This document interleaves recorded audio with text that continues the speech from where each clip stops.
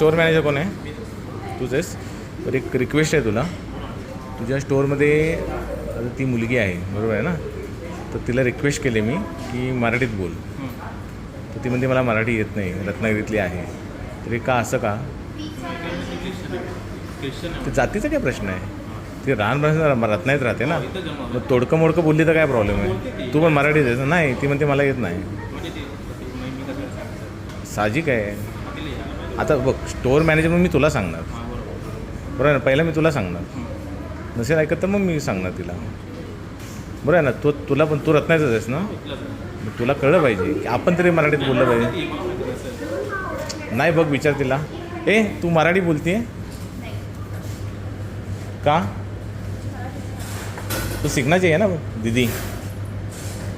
देख हम महाराष्ट्र में रहते, मराठी सब्जेक्ट था ना तेरे को कि नहीं था? कौन से स्कूल में थी तू? कौन से स्कूल में थी?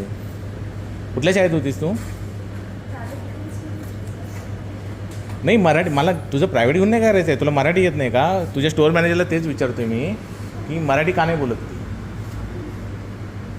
अरे आपण हां, अरे महाराष्ट्रात राहतो ना आपण. ती म्हणते मी मराठी नाही बोलणार, मला मराठी येत नाही म्हणून.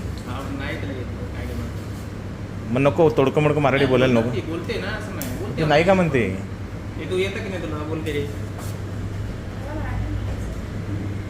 तिला समजतं पण तिला मग बोलत तू नाही. तोडकं मोडकं बोल ना, काय प्रॉब्लेम आहे? चुकू दे ना, बोलेल ना ते सर, काय नाही असं. प्रयत्न तरी कर. मला तुला ऑब्लिगेशन काय नाही आहे, पण प्रयत्न कर ना तू. आपण महाराष्ट्रात राहतो का नाही सांग, आपली जात कुठलीही असू दे, तू मराठी बोलायला नको काय? पाहिजे का नको?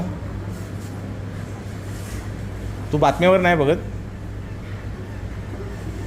सांग दादा तिला, जरा शिकव, नाही तर तू जरा तिला ट्रेनिंग दे. चुकलं तरी चालेल, चुकल्यावर कोण बोलणार नाही. बोलेल ती आणि थोडं थोडं बोलू दे, असं काय जबरदस्ती नाही, पण थोडं थोडं बोलू दे.